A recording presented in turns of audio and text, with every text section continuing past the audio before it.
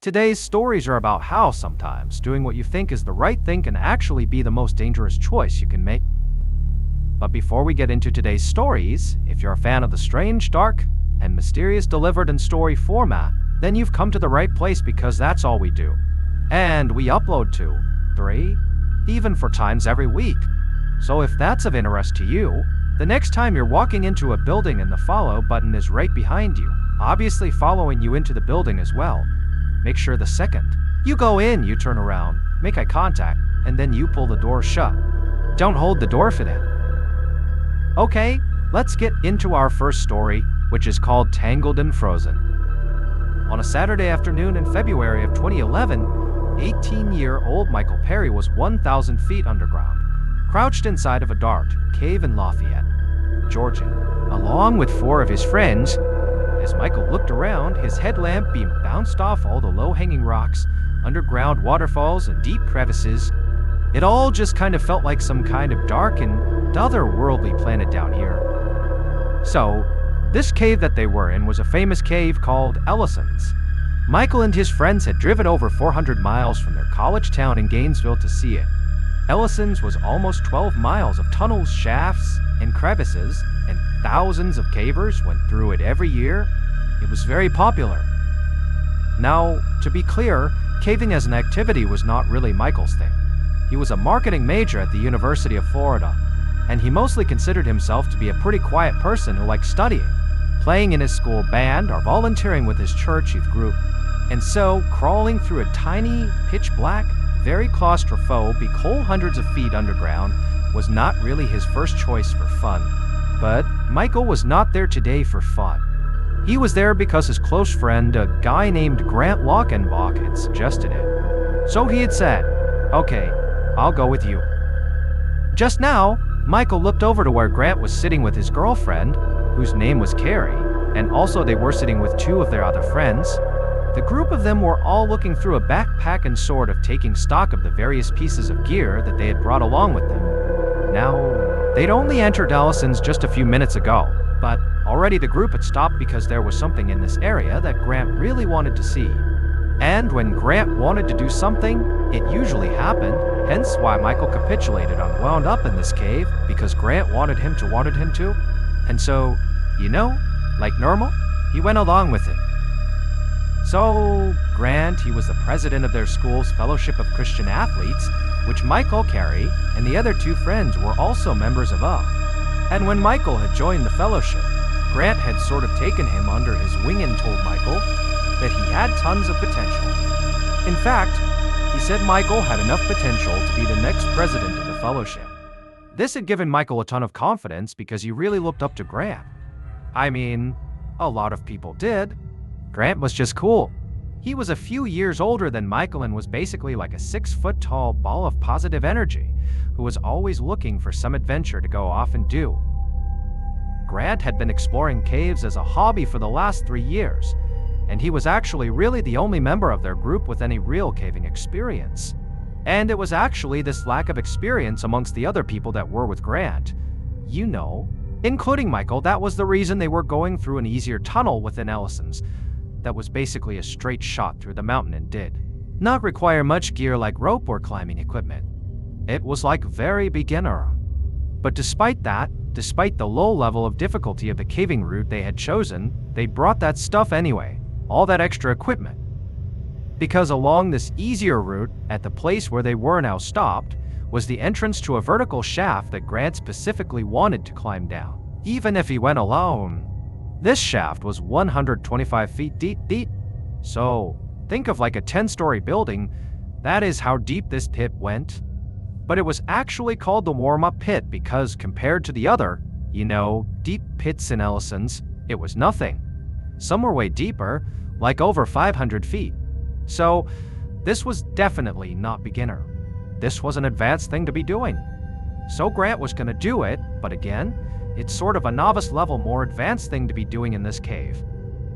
Now, Michael watched Grant take the backpack with all the equipment in it over to this pit's entrance, which was basically just a very large hole in the ground that was over near this waterfall, and it was only about a few feet away from Michael.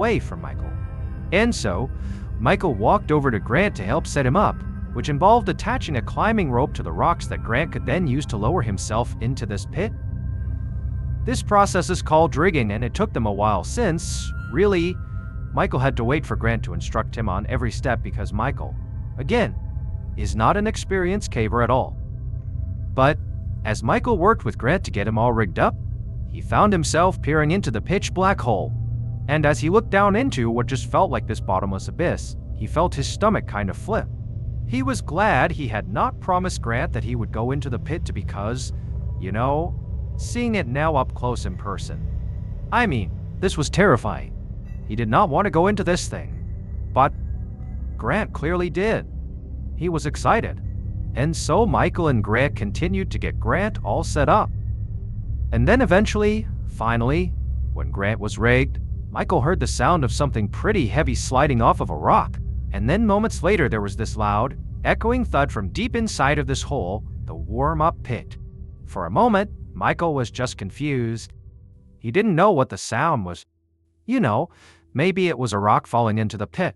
But he looked over at Grant, and Grant had a very unhappy expression, and he was looking at the ground right next to the pit hole. And that was where their backpack had been with all the equipment inside of it, at least the equipment that they were using. And the backpack was not there anymore. The backpack had just fallen 125 feet down into this pit. Now, obviously, this was not good. They did not want their backpack in this hole. But it was actually worse than just losing their equipment potentially because in that bag was their only cell phone that they had brought with them. And it was also where they had put all their ropes and other climbing gear. They'd taken some stuff out, to get Grant rigged up here, but still, losing this bag felt really bad. Without its contents, they could easily get stranded or trapped inside of this cave, and they wouldn't be able to call or text anybody. They'd be stuck.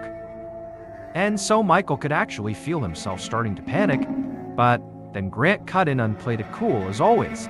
And he said, look, it's no big deal. He would just go down there and he would get it. I mean, he was going into the hole anyway, and he was rigged up after all, so he would just go down and retrieve the bag gag. It would be fine. And then, before Michael Grant's girlfriend or the other friends could say anything, Grant just, strapped on his harness and a pair of ascenders, which were climbing tools that would help him move down the rope in a controlled way, and he began sort of positioning himself to go down into this pit. And Michael just watched Grant in complete awe. I mean, Grant was so confident that he was able to basically make everybody else around him feel calm to feel calm. And I mean, Michael felt himself calming down just watching Grant. And this was not the only time that Grant had projected calm in the face of danger. During Grant's freshman year, he'd casually climbed up the exterior of one of their school's dormitories just to see if he could do it. And he did do it. And he also had joined the school's ROT, which is a military reserve training program, and learned how to jump out of planes. So he had skydived sort of a thrill-seeking activity. And so this moment in the cave seemed like yet another example of why Grant was really such an incredible leader.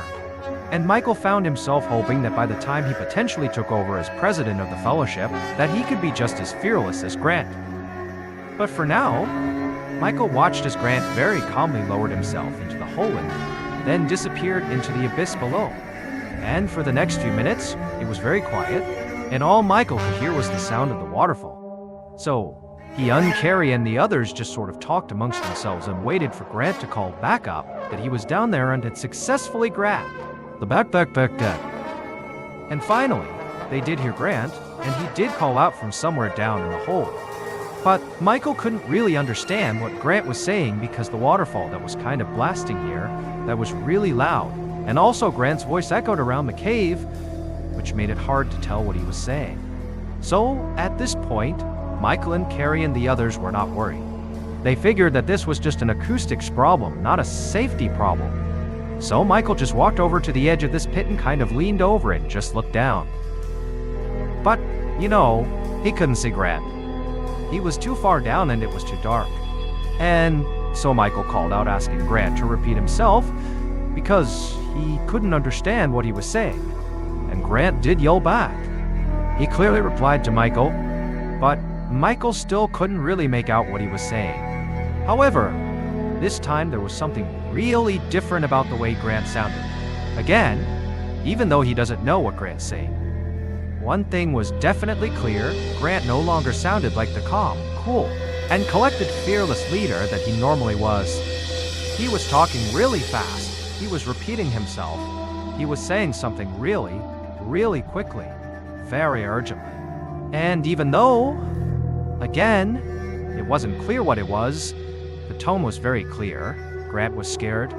There was a problem. Now obviously, problems arise when you are rappelling into a 125-foot hole underground in this cave. That, problems can happen. But for Michael and the others, when they sort of realized that something was wrong for Grant, it was really shocking. I mean, Grant is the guy that got other people out of problems. He was the calm guy. Nothing rattled him. And so, just to hear him basically panicking, it was really unsettling for those at the surface. And so Michael and the others, they're kind of hit with this sudden realization that, one, it's very unsettling to hear Grant sounding this way. But worse too is they're not cavers. They can't go into this pit and save Grant if he needs saving. Not only because they lacked experience, but also all the caving, all the climbing equipment was in that backpack that fell into the pit. That's down there with Grant. So there's no way they can realistically help him if he is in any sort of trouble down there. And also, their one cell phone is down in that backpack in the pit. And so, unless Grant can figure out whatever problem he's got and get back up here on his own, Michael and the others, without even saying it, knew, they were kind of helpless. And so as this realization is setting in for Michael and the others, Grant goes from trying to talk to them, even though, again, they can't tell what he's saying, he just sounds sort of panicked, to just straight up screaming. He's screaming for them. Something is horribly wrong. And so Michael and Carrie, they start yelling down to Grant, trying to get him to clarify what's going on. But you have this waterfall that's causing all this noise and splashing everywhere. It's dark, and Grant clearly is so panicked that he's not even listening to it. And so it's chaos. It's madness. And so Michael and Carrie, they turn to the other two friends, and they say, look, we're gonna stay here at this hole and wait for Grant. You to leave the cave. Go get help. And so the other two, they rushed off to do just that while Michael and Carrie just sat there listening to Grant getting more and more hysterical by the second. Somewhere down in this hole. They still have no idea what's wrong, but clearly there's an emergency here is an emergency. And so for a little while after the friends have gone off golf, Michael and Carrie, even though they're not really talking to Grant because he's just kind of rambling and yelling and screaming, they can't understand him, they're just kind of shouting down into the hole that everything's gonna be okay. We sent to get help. It's gonna be okay. You're gonna get out of here soon. They have no idea if you can hear them or understand them. They're assuming that the acoustics are bad down there too. Again, the sound of that waterfall is so loud, it's so dark. And so, they're just having this awful moment. But then, what cut through all this chaos was at some point Michael heard Grant say something that he really did understand. Grant, at some point, in a very high-pitched, almost screaming voice, yelled out Michael's name like he was directly yelling to Michael. Like, I need you was directly yelling to Michael. Michael, to help me. Now at this point, obviously, the situation has escalated dramatically already. Things are bad. And for Michael, this felt like a big deal. Before that, all the yelling and screaming was obviously bad, but Michael, he kind of views himself as, Grant's successor potentially. He's gonna be the next, president of this fellowship, and he looked up to Grant so much too, primarily because Grant was like this fearless leader, and so Michael sort of felt like, when he heard his name called out, that Grant was specifically sort of challenging him. You, Michael. I need you, Michael. Michael took on that responsibility, and he felt like, I can't just sit here or I can't just wait. Something needs to be done, and I need to do it. I need to save Grant. And so Michael, he jumped up and he grabbed the extra harness they still had, and he put it on. And as he was doing that, he could hear Carrie, who, She's seeing what's happening and she's telling him, don't do it. You don't know what you're doing. You don't know how to go down this thing. Like, this is dangerous. What are you doing? Don't go. And Michael, he just looked at her and he said, I have to do this. I know Grant would do this for me. I'm doing it for him. And it's me. I'm going down. And Michael, he's listening to Carrie still trying to tell him not to go. But he just said to her, please pray for me. And then he walked over and he attached his harness to the same rope that Grant, presumably, was still attached to down at the bottom but stuck for some reason. And into the pit he went. As soon as Michael disappeared into this hole, Carrie knelt down beside the pit. She put her hands together and she prayed as hard as she could for Michael and Grant to be okay. And after a few minutes, she heard Michael call out from somewhere in the hole. And for some reason, she could actually understand what Michael was saying, which was basically that he and Grant were okay. He was with Grant, we're okay. But they were just very, very cold.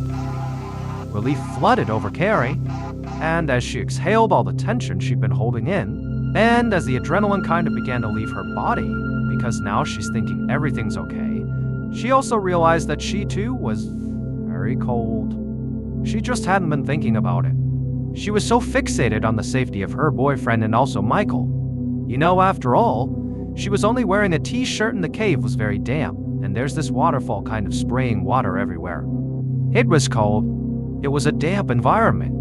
And so she's, her teeth are chattering too. She's cold. And so Carrie naturally yelled down into this hole, she can't see them, of course. She's just yelling into the darkness, What's going on? What's wrong? Is Grant okay? But Michael just shouted back to her, I'm fine, but didn't answer her question about Grant. And at this, Carrie could tell clearly there's something really wrong down there, and it probably has to do with Grant.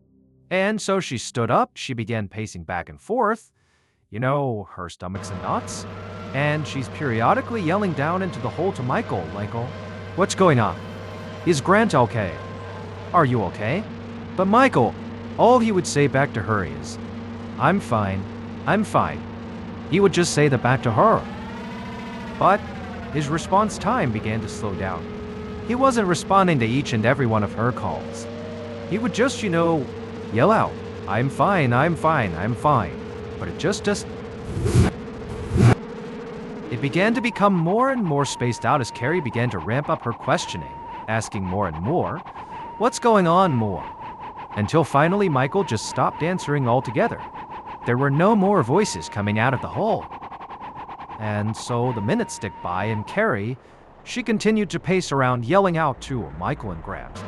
But the only reply she got was the sound of the water from the waterfall lapping up against the cave walls. About an hour and a half later, just before 4 p.m., a man named Mirza, along with 2 other men, ran into the Ellisons' cave with a bag of climbing equipment and medical supplies. Now, there was a bigger team of rescue workers on their way up the mountain behind them that had more gear and more personnel, but that group was moving slowly because it took time to respond to a cave accident. Because typically, there were a lot of people and a lot of equipment, specialized equipment, that was required. And also, usually the victims were wrapped in, pretty remote and difficult to access places, like tunnels and shafts deep inside of these caves. So Anmar and his team were the initial smaller group. They went ahead of the larger one to just kind of get the rescue started. A few minutes after entering the cave, Anmar saw a headlamp beam up ahead in the darkness kind of bobbing around. And as soon as he reached the origin of this light, he found a young woman who was sitting by a large hole, and she was shaking and terrified.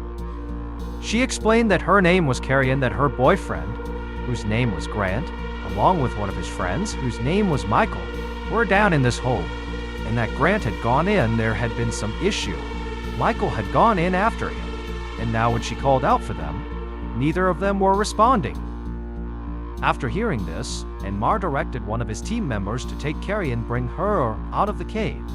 And then, once they had left, Anmar put on his climbing gear, and as soon as he was ready, he began to rappel down into this pit. As Anmar rappelled, he's looking straight down into this dark shaft, and at first he can't see anything, but After a little while, he began to see somewhere down below were what appeared to be two lights towards the bottom of this pit, which he assumed belonged to the two men. But before he could actually reach them, he felt something wet and freezing cold splash his cheek.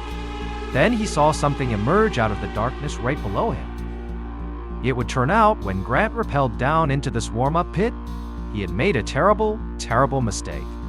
He had attached his rig to a section of rock that was directly in the path of a freezing cold waterfall. Now, this alone could have been okay. You can rappel effectively through a waterfall if you're careful. Except what happened with Grant is, as he was rappelling literally through the water, like the water is coming off this waterfall, it's hitting him. He got stuck. His rope got tangled. And where he got stuck was literally in the path of the waterfall. So he's stuck in the cave. He can't go up. He can't go down. And he's just getting pounded by freezing cold water. Now, at first, what Grant likely did is kind of flail around to try to get out of the path of this water. But there was nowhere to go. He's in this shaft, there's nowhere to go, and he's just dangling there. And he began trying to scream out for help, but that was why his words were muffled, because the water was hitting him in the face. So he couldn't speak clearly. And then also, as he's just dangling there very quickly, having that icy water hitting him non-stop would have actually sent his body into shock. And it's like he wouldn't have been able to speak or think anymore. I mean, he was becoming hypothermic. And then, in what was possibly one of his final moments of clarity, he managed to belt out Michael's name. And he said it really clearly, kind of managed to get his face out of the water for a second. And Michael, who trusted Grant completely, when he heard his name being called, it felt like it was his calling. He needed to go in there unsave Grant himself. And so, into the hole he went, and he hooked his rope up into the same exact spot that Grant had, and down he went. And Michael, he did an incredibly brave thing by doing this, and it was something that Grant very likely would have done for him too. But again, Michael really had no idea what he was doing. He was basically just going in blind.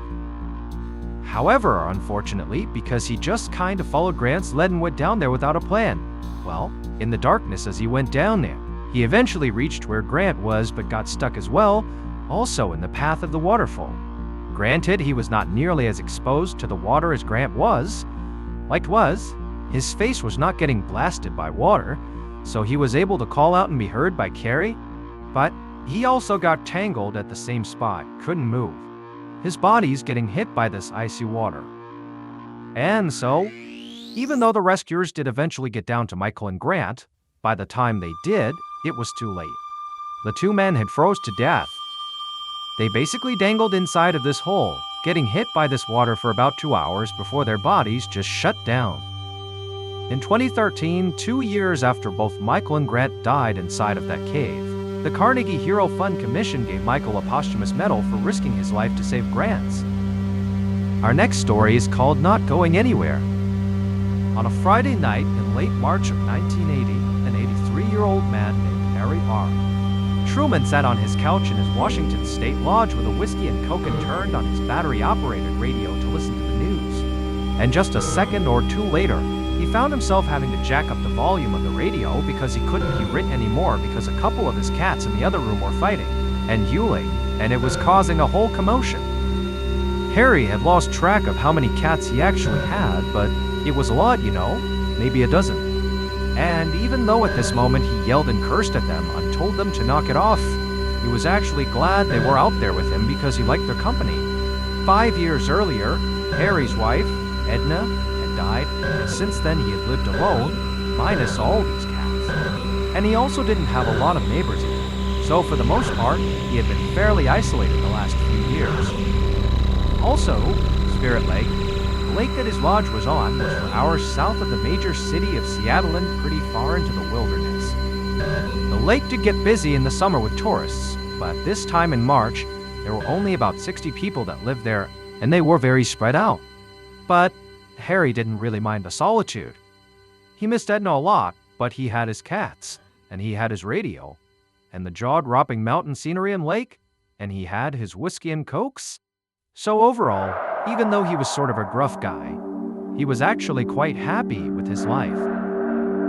But just then, there was a loud knock on Harry's door. And Harry was not surprised by this. I mean, yes, he lives way out in the middle of nowhere and he did not expect visitors. But in this case, he knew who it was. And as soon as he thought about that, his face contorted into a scowl. He was really annoyed. At this point in Harry's life, he really had only one problem, and it was a major problem, at least to him. And that was the government. And for the last few days, government agents, like almost certainly the ones that were knocking on his door, had been harassing him, trying to get him to leave his lodge in the wilderness that he loves so much because they needed to conduct some kind of federal operation and they wanted everybody to clear up. Now, Harry loved his country and he'd even fought for it during the First World War. But he really did not like authority and he could not tolerate being told what to do. During Prohibition, for example, which was a period of time in the 1920s when alcohol was illegal in America, Harry had simply ignored the law and made his own booze. Like, he just didn't care.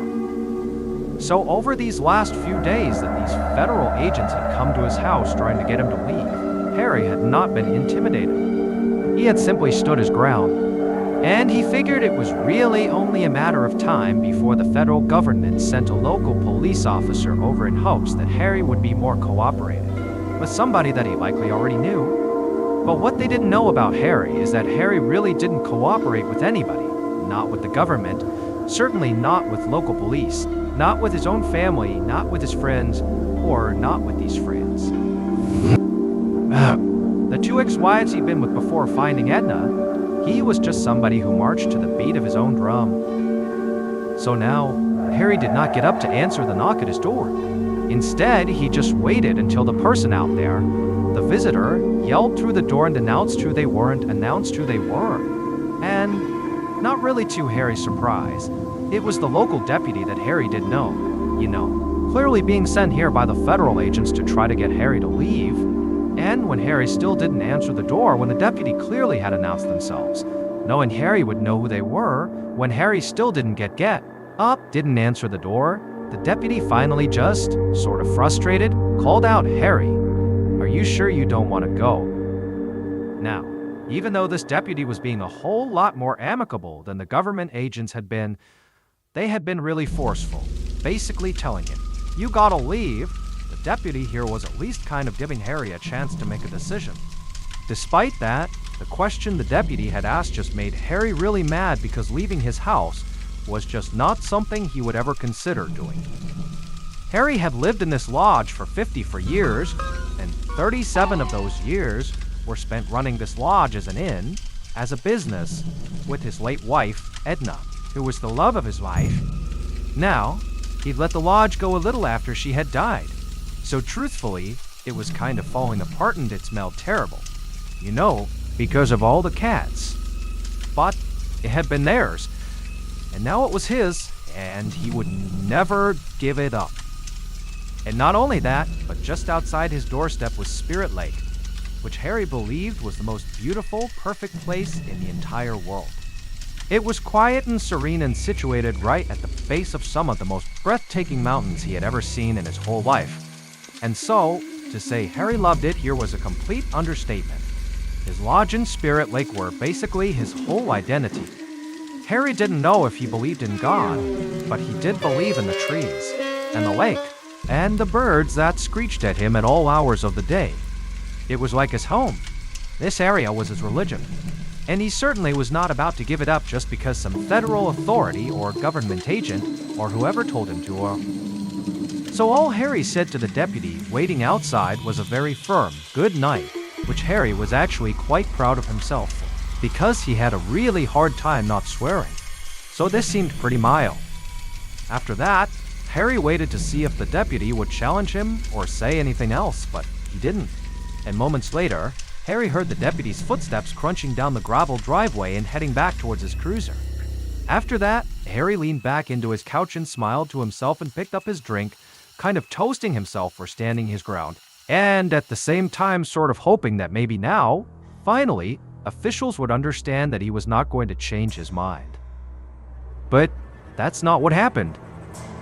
A little more than a week later, On the morning of April 5th, Harry sat in a folding chair in a clearing by his house with his binoculars pressed to his eyes and a glass of whiskey in the cup holder of his chair. This was an area of the woods near his house he called his cocktail lounge, where he'd often go to relax with a drink. It was covered by a thick canopy of evergreens, but it also had a great view of the mountains and also the lake. But Harry was not here to relax.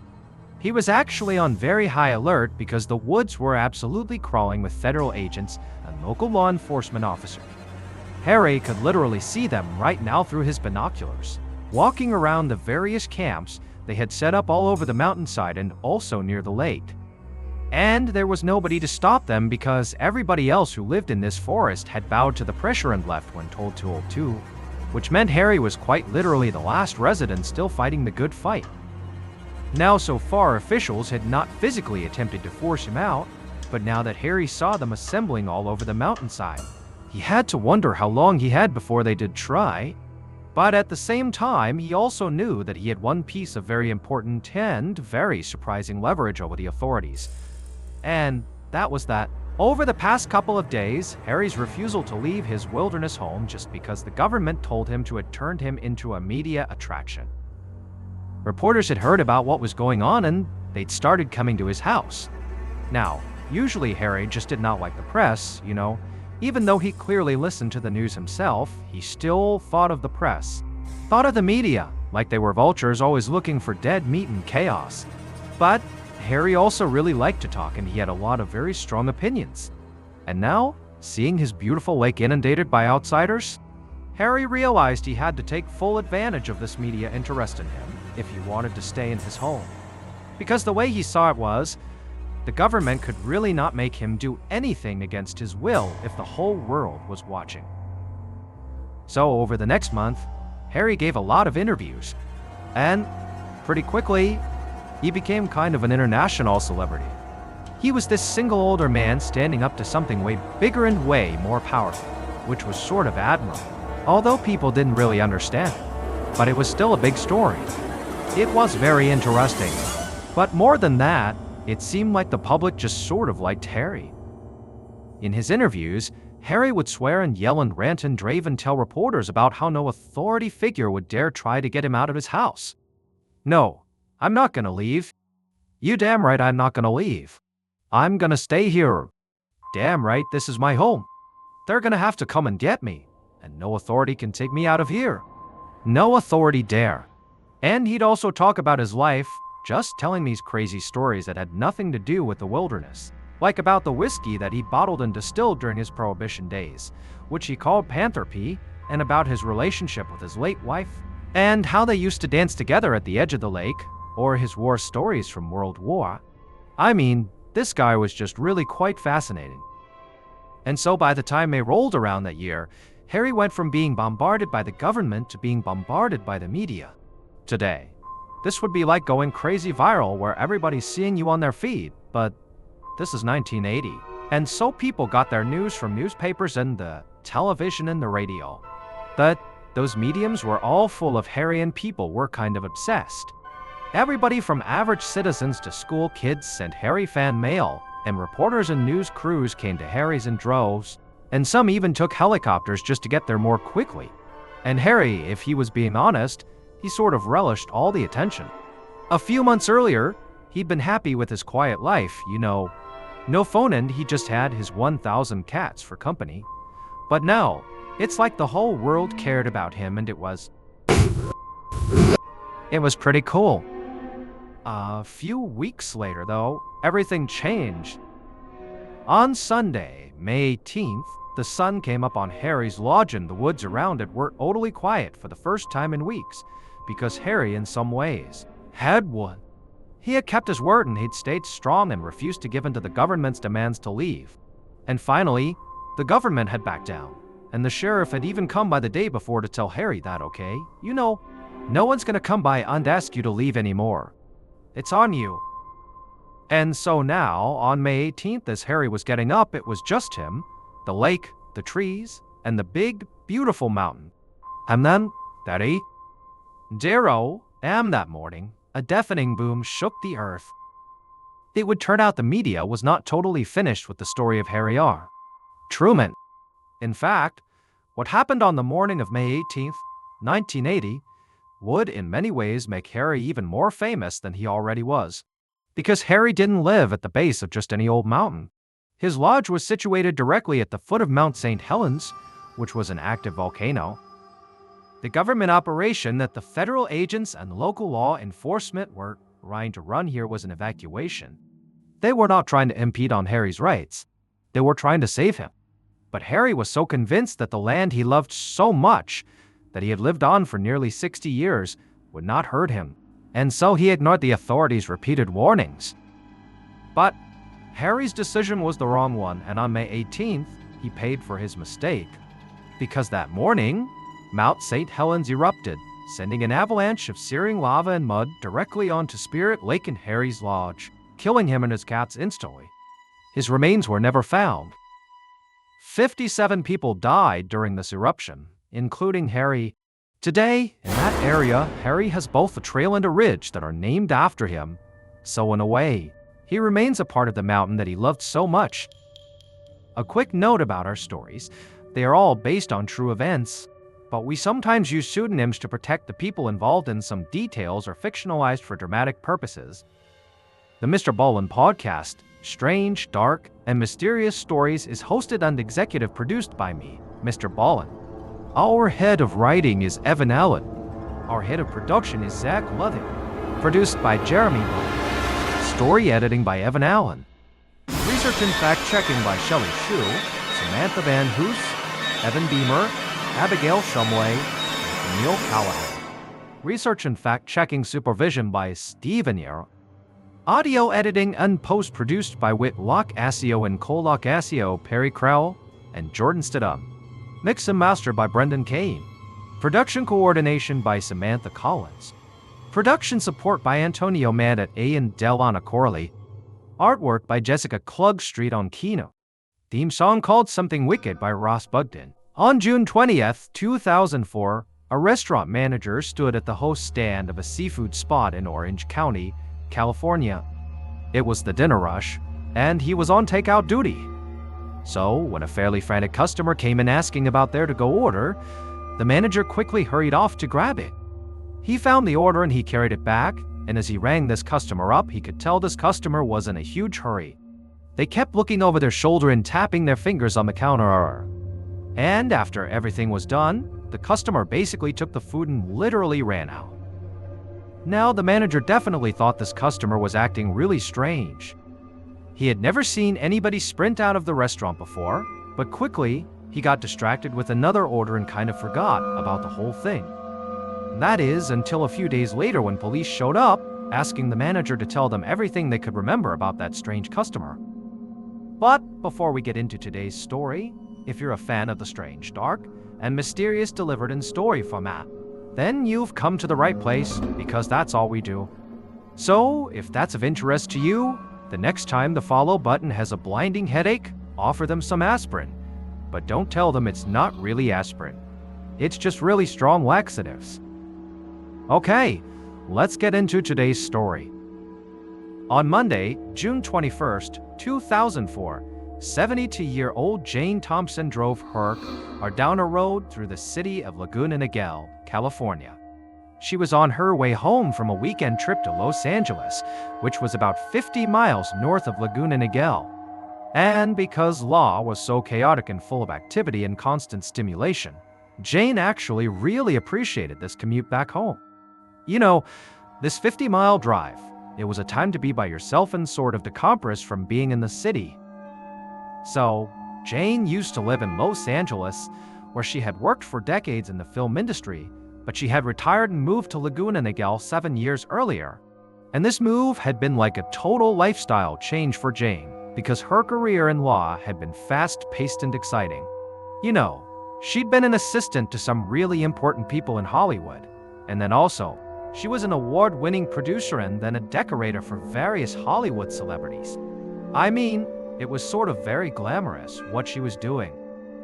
So, Even though Jane was generally a pretty quiet person who appreciated her alone time, like driving in the car right now, it still had actually been really hard to completely transition to the slow pace of life outside the glitz and glamour of Hollywood. Especially because her girlfriend, Marion Reese, still lived in law. Jane had known Marion for decades at this point. They'd started out as co-workers because Marion owned a production company and Jane had produced a lot of projects for her. Then, at some point years ago, their relationship turned from a, working friendship into a full-blown romance, and they've been involved ever since. And even though now they lived over an hour's drive apart, they still spent a lot of time together. Jane was actually going back to law again on Friday because they had tickets to the opera, and then also, Marion was going to be joining Jane on a cruise to Europe the following week. But for right now, Jane just kind of looked out her window as she drove by a cluster of houses, and she noticed outside one of those houses, she saw her friend, Mary Larkin, gardening in her front yard. Jane had known Mary for years, and she was really Jane's closest friend in town. They'd spent countless nights talking and drinking wine together, sometimes with Mary's other next-door neighbor, Karen, who would also become a close friend. So, naturally, Jane slowed down in her car and she rolled down her window, and she called out to Mary to say hello and to remind her that they were due for a wine night sometime soon, before she left for her cruise. And Mary, after hearing this, nodded enthusiastically and said she would for sure give Jane a call. After that, the two women said their goodbyes and then Jane kept on driving. And a few minutes later, Jane saw her condo complex's entrance up ahead, and so she threw on her blinker and turned in. And pretty soon, she was surrounded by mostly identical units with orange tiled roofs that were all packed really close together. But Jane loved her neighborhood. It was on this quiet hillside and less than 4 miles from the ocean, and she just felt completely comfortable there. It was the kind of place where people left their doors unlocked and everybody seemed so warm and welcoming. And this meant a lot to Jane because she didn't have any kids or living relatives. She was kind of on her own, so it was nice to feel like her neighbors were all looking out for her. As Jane pulled her car into the garage and got out, she looked across the street and saw her teenage neighbor, Sam Nelson, playing basketball in his driveway. Jane tried to get his attention and waved to him just to say hi, but when he looked over and saw her doing that, he kind of put his head down and quickly rushed inside his home. And Jane, she understood why. Clearly, he was embarrassed. So, Sam was kind of a troubled kid. He had actually broken into Jane's house just this past Friday while she was out, and he took some of her jewelry. But he wasn't as clever as he thought he was, and Jane had quickly figured out it was him. So, before leaving for her recent law trip, she confronted him about it and told him to never do it again. And he was obviously mortified. But she had also told Sam that, she was not going to call the police here. After all, Sam was 15 years old and he had just made a really dumb mistake. And in Jane's mind, Sam was a part of her beloved community. And so even though he had done something bad to her, she still wanted to look out for him. Plus, really, he hadn't taken anything that was particularly valuable or anything she really cared about. So, she felt like she was just giving him a second chance, and this was no big deal. Now, Sam was obviously very appreciative at the time, after realizing he was, not gonna get in any real trouble, hero. But it was also clear now that he really didn't want anything to do with Jane. I mean, he was just embarrassed at the sight of her waving to it. But, for Jane, she figured maybe that was just as well. And so, after seeing Sam disappear into his house, Jane just shrugged, turned around, and headed inside her own house. Jane spent the next few days doing things around town, volunteering at the library and taking walks with her weekly walking group. And before she knew it, it was almost time to head back to law on Thursday evening, June 24th. So, the night before she was set to go to law, Jane stood in her kitchen making some pasta and thinking about what outfit she was gonna wear for the opera in law the next night. And then, after she cooked and ate her dinner, she laid on the couch to watch some TV. Now, she had planned to only watch a little bit and then get some packing done, but pretty quickly, she felt her eyelids get heavy and soon she was fast asleep. 3 days later, on Sunday afternoon, Jane's friend and neighbor, Mary Larkin, the woman she had seen when she was driving home from law, drove up to Jane's house with their other friend, Karen Hamara, and they jumped right out of the car. Mary had an undeniable knot in her stomach, which had only been getting tighter by the minute. Ever since Jane's girlfriend, Marion Reese, had called earlier to say that Jane had never showed up in law for their trip to the opera and now she was not answering her phone. And when she heard this, Mary immediately became very worried because, Jane just didn't flake on people without calling. And so, given Jane's age, it seemed entirely possible that maybe she had an accident or medical emergency at home and needed help, and that's why nobody could get in touch with her. So, after she herself tried calling Jane a few times, but with no luck, Mary had gone over to her neighbor Karen's house and asked her if she would come with her to go to Jane's house just to make sure Jane was okay. And on their doctor over, Mary had convinced herself, despite that feeling in her gut, that, everything would be okay. But now, as she went up Jane's driveway, she could see there were a few newspapers piled up at the end of it, which made her even more anxious that something was wrong here. And so, Mary hurried right up the driveway, went to the front door, and began knocking. But as she and Karen stood there, they couldn't hear anything inside the house. Nobody was coming to the door. And so, finally, they left the porch and went around to the back of Jane's house to try her back door. And when the two women got into Jane's backyard, Mary froze because she could see the sliding glass door that led into Jane's living room was clearly wide open. And so Mary and Karen from right there in the yard just began yelling through the opened door for Jane, but there was no answer. Eventually, Karen began to walk towards the open door like she was going to go inside, but Mary instinctively grabbed her and just said, "Don't." She was shaking and could barely think straight, but Mary felt like they just should not go in there, that it was not safe. And so, instead, the two women ultimately backed away and went to go call the police. A few minutes later, Mary and Karen stood out on the street in front of Jane's house, watching as a police cruiser pulled up. The women immediately went over to the two deputies that got out, and they tried to explain the situation. That their friend was not responding to phone calls and that her back door was wide open, which just seemed really strange and nobody knows what's going on. And so, the officers asked Mary and Karen to take them to the back of the house where this open door was. And so, they walked around the side yard, they went back there. And when they got there, Mary watched as one of the officers just walked up to the open door and stuck his head inside and began to look around. And as soon as he did that, Mary could see his body began to tense up, like he had seen something inside. Mary blurted out like, "Hey, what's going on? What's wrong?" But the officer looking in the home, he didn't respond. Instead, he turned to his partner and told him to secure the scene and call for backup. There was someone inside, and he could already tell they were deceased.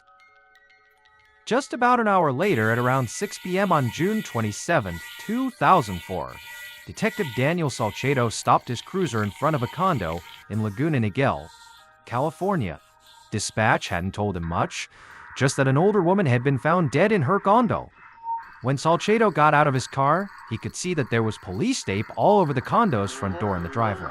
And just inside the perimeter, there was an officer speaking to two women who were crying and seemed very visibly upset. Dozens of other officers and crime scene technicians were also scattered around the area, collecting evidence, and one deputy saw Salcedo and hurried over to give him an update. So, the deceased woman had been identified as the owner of the condo, 72-year-old Jane Thompson. And at first glance, it very much appeared like she had been attacked. She had been murdered. Her two friends, the two women who were very upset talking to police, had called the police for a wellness check, and the officers who responded had found Jane lying in the living room.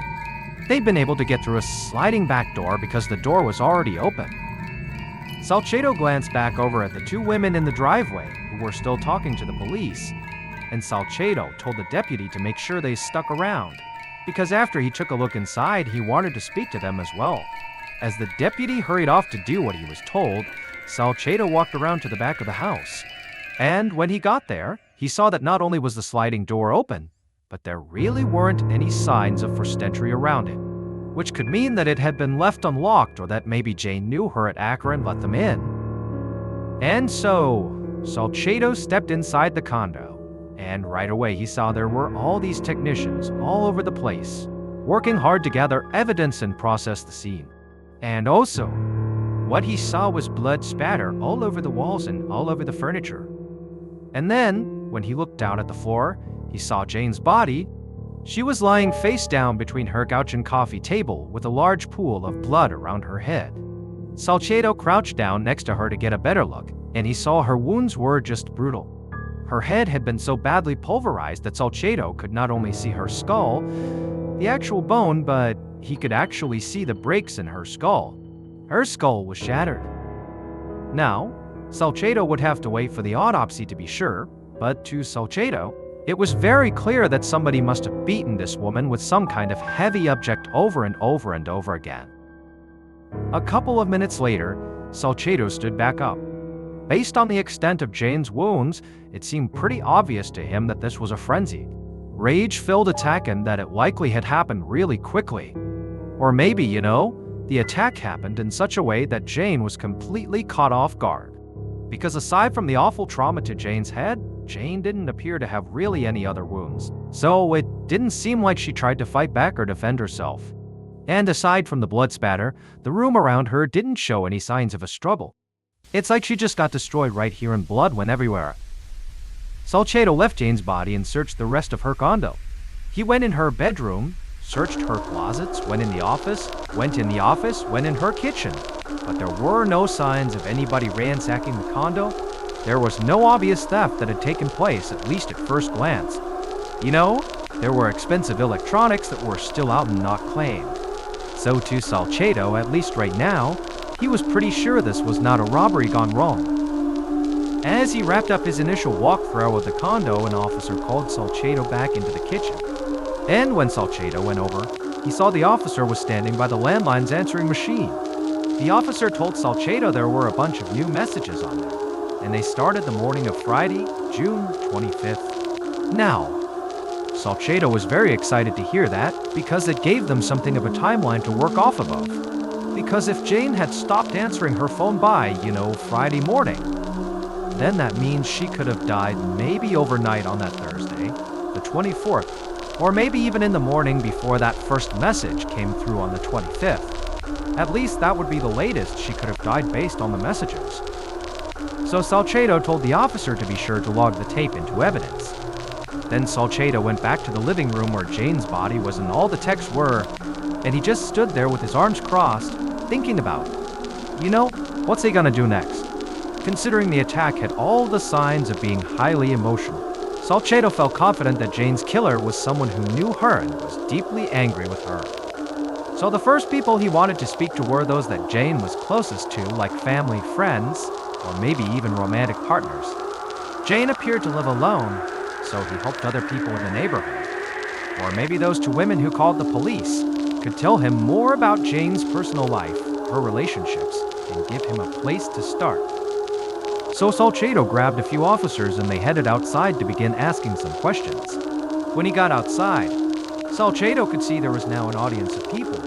A crowd of, who Salcedo assumed were residents of this complex that were gathered at the edge of the police perimeter. And Salcedo understood why. Brutal homicides like this one rarely happened in this area. If ever, there was probably going to be a lot of panic and rumors in this community because of it. And based on the literal layout of this complex, the fact that all these condos are basically on top of each other, he knew that, those rumors would likely spread really quickly. But also, the fact these condos were tightly packed together gave Salcedo an advantage. Very likely, because people are living on top of each other, somebody might have heard or seen something that could help break this case wide open. Just then, another police cruiser pulled up in front of the house and a detective named Brian Sutton stepped out of the car. And when Salcedo saw who it was, he immediately felt relieved. Salcedo worked extremely well with Detective Sutton, and interviews were sort of like their specialty as a duo. They had an instinct for asking the right questions that got people talking. So, Salcedo hurried over to Sutton and quickly told him everything he'd learned so far. And once Sutton was up to speed, they went right over to the two women who had called 911. Salcedo was eager to interview them as witnesses, but he also was not ruling out the idea that they could also be suspects. He was sure this had to be a personal crime, and they clearly had some kind of relationship with Jane since they come over to check on her. When Salcedo reached the women, he could tell they had calmed down quite a bit from when he had first seen them when he first arrived. And the women, they were composed enough to tell him their names, Mary and Karen. They then explained that they were good friends with Jane and they had come over to check on her because recently Mary had gotten a call from Jane's girlfriend, Marion Reese, who lived in law. And Marion had been worried because Jane had not shown up in law for plans they had, and so she was trying to find out where she was. Was she okay? And so Mary and Karen had gone to see if she was okay.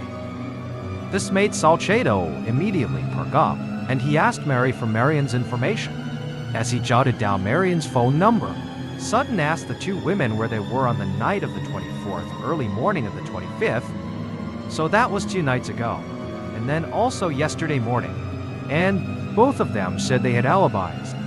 Now, the detectives would have to confirm their alibis because anybody can make up an alibis. But for right now, Salcedo was comfortable ruling Mary and Karen out as suspects. They both seemed genuinely stunned by Jane's murder, and while it did seem like they were good friends with Jane, he wasn't sure they had the kind of intense closeness that might have led to such a vicious attack. So he told the two women they could go home, and then Salcedo nodded to Sutton, and the two of them left the women and headed towards the crowd of neighbors to ask some more questions. The next morning, Monday, June 28th, and Salcedo was behind the wheel of his cruiser with Sutton in the passenger seat. They were almost at the end of their long drive up to Los Angeles to interview Jane's girlfriend, Marion Reese. Salcedo was eager to get her statement because right now, they didn't have that many other leads. The forensics team hadn't found any DNA or fingerprints at the scene to test against future suspects, and the canvas of Jane's condo complex the night before really hadn't yielded much either. They'd learned that no one had seen Jane since Thursday, which backed up the timeline they'd already gotten from the answering machine. But none of the neighbors heard or saw anything strange on that Thursday night. And according to her neighbors, Jane did not have any obvious tension with anybody in the community. She generally kept to herself, but was really well liked by everyone who met her. But Salcedo, again from what he had just seen at the crime scene, felt sure that someone out there had to have a problem with Jane. He'd seen the autopsy that morning, and it confirmed that Jane, unsurprisingly, had died from the wounds to her head. But it also told him something else. She'd been hit more than a dozen times. It was complete overkill, and to Salcedo, it meant the killer had to have been driven by some kind of intense emotion, like rage or maybe greed, which was why they were now making this drive out to want to speak with Marion, who Salcedo felt, based on her relationship to Jane. She was the strongest suspect they had, because romance can make you do crazy things. Also, Salcedo had done some digging into Jane's finances the night before, and he found out she had a life insurance policy worth $100,000. And Marion Reese was the sole beneficiary, which meant Marion definitely had something to gain financially, at least from Jane's death. So, as they pulled up to Marion's house, Salcedo was thinking, maybe we found our killer. A few minutes later, the detective sat on a couch in Marion Reese's living room. The home was on the small side, even by law standards, but it was very tastefully decorated. Marion sat down across from them in an armchair, and when they looked at her, they could see her eyes were very red and puffy, like she had been crying. She also had a glass of water in her hand that she kept lifting up like she was going to take a sip, but then she would just place it back down again without taking a sip. It was like she didn't know what she was doing. Marion had clearly already heard about Jane's death, and to Salcedo, she really was showing every sign of genuinely being in shock.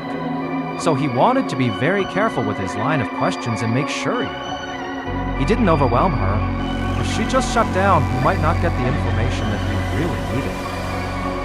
So after a minute, Salcedo began by just asking Marion how she knew Jane. And Marion, she took a deep breath and then with a very shaky voice, she explained that they had known each other for almost 50 years. They used to work together. Jane had done a lot of producing for Marion's production company. As Marion went on to describe more about how they met each other and how it kind of transitioned from working together to, romancing. Salcedo could sense that Marion was kind of calming down, and she was calming down to the point where he felt like now he could introduce the tough stuff. So he turned and he nodded to Sutton, and at that point, Sutton asked Marion if she knew that Jane had named her, Marion, as the sole beneficiary on her life insurance policy. And Marion immediately gasped, and she said she had no idea Jane had done that, but she also said it did sort of make sense. She said that Jane really didn't have any family, and in some ways, Marion was her family, or at least was her closest relationship. Now, Salcedo felt like Marion's reaction to this was very earnest, but he couldn't be sure. So he pressed her some more and he asked her where she was last Thursday night. Presumably, Jane was killed. But Marion just said she was with friends all night in law, and she gave Salcedo all the phone numbers of these friends so he and his partner could confirm it. They talked for a while longer as Marion went over the details of how Jane missed their opera date on Friday and then stopped returning her calls. And it all lined up with what Jane's friend Mary had told them. So eventually, Salcedo and Sutton stood up to leave. Over an hour later, Detective Salcedo and Sutton were back in Laguna Niguel, California, and they parked their cruiser in front of Jane's condo. On their drive back from Marion's house-in-law, the detectives had called some of Marion's friends to confirm her alibi, and they all confirmed that on the night Jane was killed, they were with her and she was in law, and so now Salcedo had to admit that Marion was looking less and less like a suspect. So now the detectives were back at Jane's condo to look into another working theory about what might have happened here. Maybe Jane's murder was a hate crime. So remember, this was back in 2004, when being a homosexual was just not as widely accepted as it is today. And so, their theory was, maybe one of Jane's neighbors had seen Marion, Jane's girlfriend, visiting, or maybe heard about their relationship, and they didn't like it and so they lashed out. And then also, strengthening the idea that, one of the neighbors could have done this, was the fact that it was sort of common knowledge in this neighborhood that most people left their doors unlocked.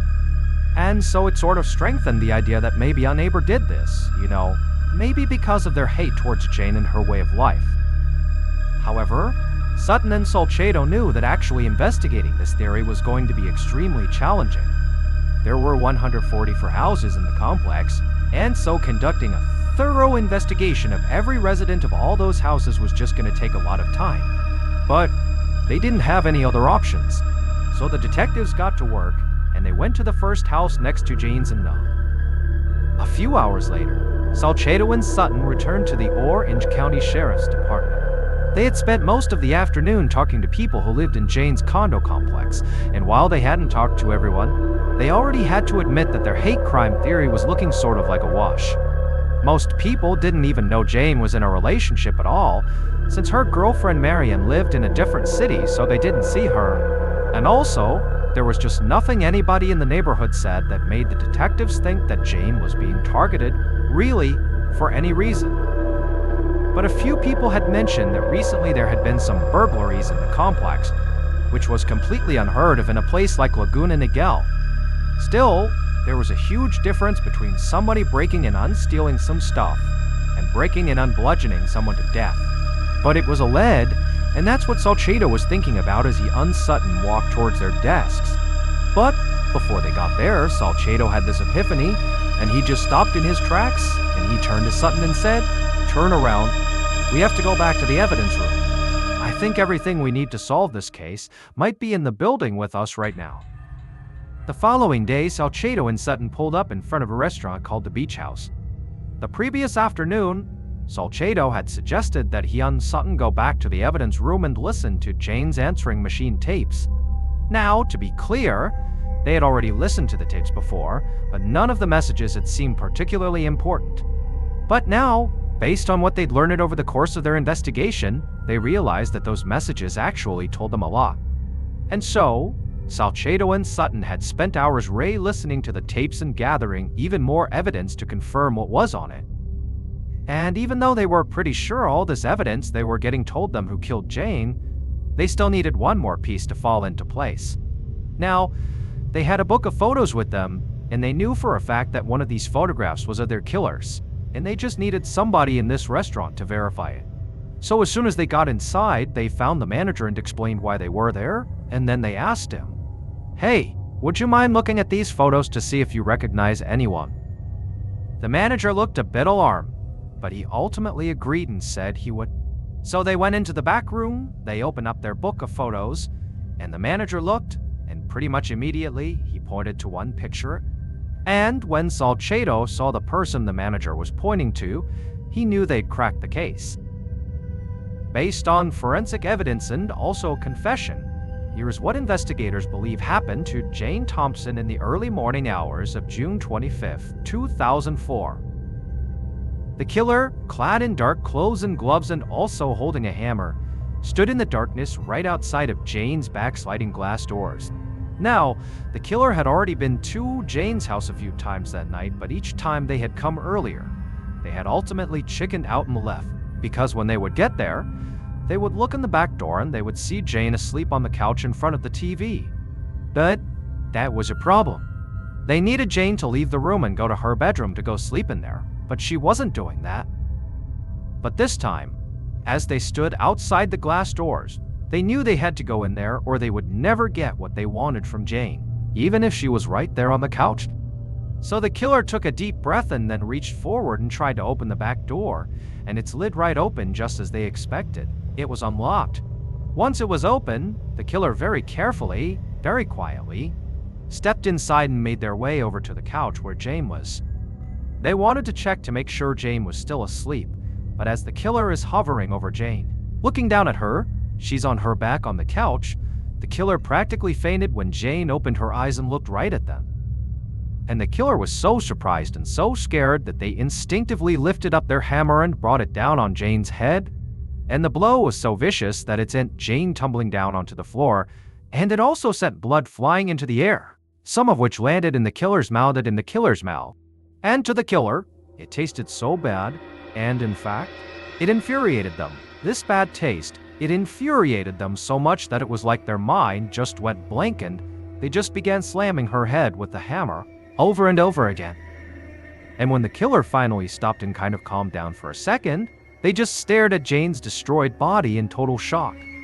Then they backed away and realized the hammer, the murder weapon, was dripping blood everywhere. So they grabbed the head of the hammer with their gloved hand to kind of stop it from dripping, and then ran right back out the sliding door. The killer hurried across the street outside, tossing the hammer into the trash as they went, and when they finally got to their home, they stripped off their clothes, balled them up, and then tried to decide where to hide them. And as they thought about that, they looked out their bedroom window at the house across the street, where they just killed the one person who had given them a second chance. It would turn out Jane was murdered by a child, her 15-year-old neighbor, Sam Nelson. Sam had actually broken into Jane's house more than once. He'd broken in repeatedly and stolen a lot of things from her, including her credit cards. That was what the phone messages had been about. Jane's credit card company had called her back after she had reported a series of fraudulent charges, and one of those charges was at that restaurant that the investigators visited with the photo lineup. And the manager, when he looked at the photos, recognized Sam because Sam had been in there recently. The reason Sam was stealing from Jane, and also from other people in the neighborhood, was ultimately just because he was trying to keep up with his appearance. He used the stolen credit cards and money to buy food and items that would, in his mind, impress his wealthy classmates. On the night of Jane's murder, Sam did not go in there with the intention of killing her. He went in there with the intention of robbing her. But for whatever reason, when, she opened her eyes and saw him, he sort of panicked, hit her once with a hammer, the blood went in his mouth, his mind went blank, and then suddenly he's beating her to death. Sam was arrested and eventually sentenced to 25 years to life in prison for Jane's murder and also for multiple counts of burglary. His earliest eligible release date is in 2027. A quick note about our stories: they are all based on true events, but we sometimes use pseudonyms to protect the people involved, and some details are fictionalized for dramatic purposes. The Mr. Ballen podcast, Strange, Dark, and Mysterious Stories, is hosted and executive produced by Mr. Ballen. Our head of writing is Evan Allen. Produced by Jeremy Bow. This episode was written by Kate Murdoch. Research and fact-checking by Shelley Shue, Samantha Van Hoos, Evan Beamer, Abigail Shumway, and Camille Callahan. Research and fact-checking supervision by Stephen Arrow. Audio editing and post-produced by Whit Locasio and Cole Locasio and Cole Locasio. Additional audio editing by Jordan Stidham. Production coordination by Samantha Collins. Production support by Antonio Mann and Ian Delana Corley. Artwork by Jessica Klugstreet on Kano. Theme song called Something Wicked by Ross Bugden.